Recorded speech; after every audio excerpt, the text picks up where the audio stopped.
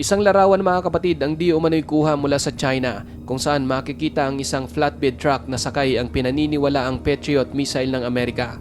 Mayroong mga aligasyon na ang nasabing Patriot missile ay nagmula sa Ukraine at ibinenta sa China.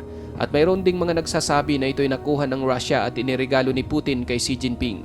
Welcome sa Maharlika TV. Sa videong ito ay sama-sama nating alamin ang katotohanan sa Patriot missile ng Amerika na di umano'y nasa kamay na ngayon ng China. At alamin din natin kung ano nga ba ang mga katangian ng isang Patriot missile, kung bakit malaking kawalan ito sa US at malaking pagkapanalo naman sa China at Russia kung ito man ay kanila nang nakuha. Pero bago tayo magpatuloy, isang like lang po ang hinihingi ko para sa videong ito. Malaking bagay na po yan bilang suporta sa ating bawat ina-upload. Back to the video.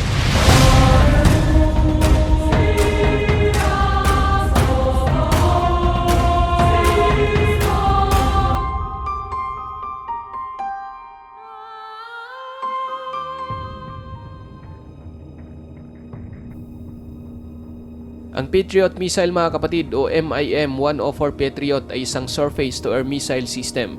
Ito ang pangunahing air at missile defense system ng US Army.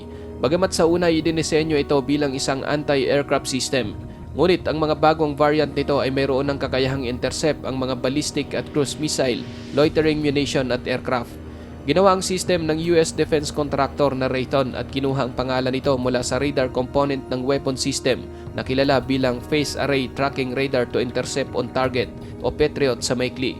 Binuo ang Patriot system upang palitan ang lumang Nike Hercules system at MIM-23 Hawk system ng US Army na nooy kanilang pangunahing ginagamit bilang high to medium air defense system at medium tactical air defense system.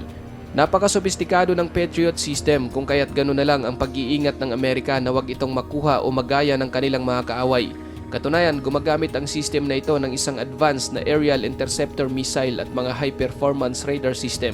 Ang Patriot ay isa sa mga unang tactical system sa US Department of Defense na gumagamit ng lethal autonomy sa isang labanan. Kasama sa karaniwang baterya ng Patriot ang radar set, engagement control station, power generation at iba pang support vehicle at ilang launch station. Noong nakaraang taon mga kapatid, pinadalhan ng Amerika ang Ukraine ng ilang Patriot missile upang matulungang madepensahan ang bansa mula sa mga missile na pinapaulan ng Russia. Ayon sa mga datos, magandang ipinapakitang performance ng Patriot kung saan matagumpay nitong na-intercept ang malaking bilang ng mga missile at aircraft ng Russia. Pinabagsak nito ang ilang Russian fighter jet kagaya ng Su-34 at Su-35 na lumilipad sa layong 100 milya at nakapag-intercept ng missile sa layong nasa 130 miles. Maliban kapatid sa mga ordinaryong missile na napabagsak ng Patriot sa Ukraine, sinasabi rin na matagumpay nitong na-intercept ang 6 na hindi pa umano na-intercept na Russian hypersonic missile na Kh-47 M2 Kinzhal. Kumakalat ngayon mga kapatid sa social media ang isang larawan ng di umano'y Patriot missile ng Amerika na nasa kamay na ng China. Bagaman walang kumpirmasyon sa mismong China, ngunit makikita sa larawan na ang nasabing missile ay sinasakay sa isang flatbed truck at animoy itatransport sa isang lugar sa China. Sa naturang larawan, maraming mga espekulasyon na kesyo malaki umano ang posibilidad na ang nasabing US-made Patriot ay naibenta ng Ukraine sa China sa black market. Sa isang ulat na nagmumula sa Russian News Agency, sinasabi rito na 20% daw ng mga armas na ipinapadala ng Western countries sa Ukraine ay binibenta ng mga Ukrainian sa black market, kung kaya malaki ang tsansa na dito nga naibenta ang nasabing missile interceptor. Malakas din ang bulong-bulungan na kung hindi man ibinenta ng Ukraine sa China ang nasabing missile ng Amerika, maring nakuha umano ito ng puwersa ni Putin sa Ukraine at iniregalo naman ng Russia sa China. Kung matatandaan mga kapatid, noong nakaraang linggo sa mismong Russian capital, ipinakita ni Putin sa publiko ang mga Western military equipment na nakaptured ng kanyang puwersa sa digmaang nagaganap sa Ukraine. Nagsisilbi itong trophy ng Russia sa digmaan kung saan ang nasabing mga equipment ay kinabibilangan ng mahigit 30 pirasong mga Western-made heavy equipment.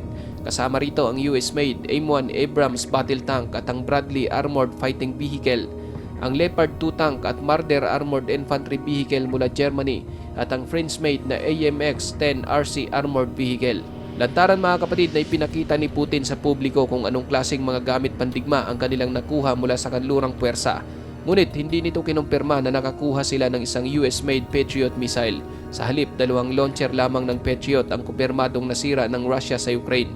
Ngayon mga kapatid, gaano nga ba katotoo na nasa China na ang US-made Patriot missile? Kung titignang maigi ang larawan kung saan naroon ang Patriot, mapapansin sa paligid na mayroon ngang nakasulat na mga kataga ng China. Ngunit mayroon ding mga nagsasabi na ang naturang larawan ay maaring kuha mula sa Taiwan kung saan mayroon nga namang mga Patriot missile ang Amerika na inilagay doon at ang China at Taiwan ay mayroon lamang iisang sulat at lingwahe na ginagamit. Ngayon mga kapatid, bagaman nagkahalo-halo na ang reaksyon at mga espekulasyon tungkol sa kumakalat na larawan, ngunit ayon sa isang Intel analyst na si Ryan Macbeth, mayroong pagkakaiba sa pagitan ng mga thread ng gulong at mga ilaw sa likuran ng system na nasa imahe kung ikukumpara sa Patriot system ng Amerika.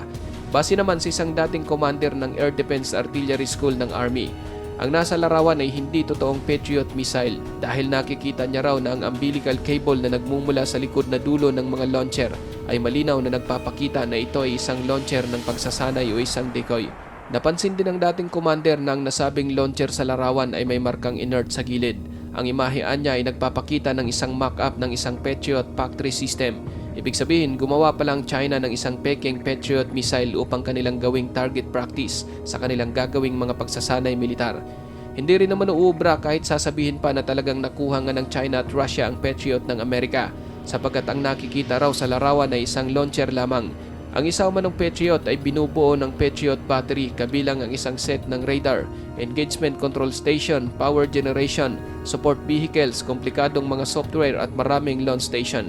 Ang paggamit ng China kapatid ng isang mock-up o peking target para sa kanilang pagsasanay ay hindi na bago para sa Amerika.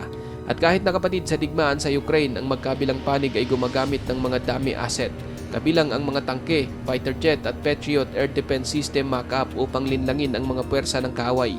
Ang taktika na ito ay naglalayong ilihis ang mga kalaban tungo sa mga maling target. Ugali na ng China mga kapatid ang paggamit ng mga peking target para sa mga layunin ng pagsasanay.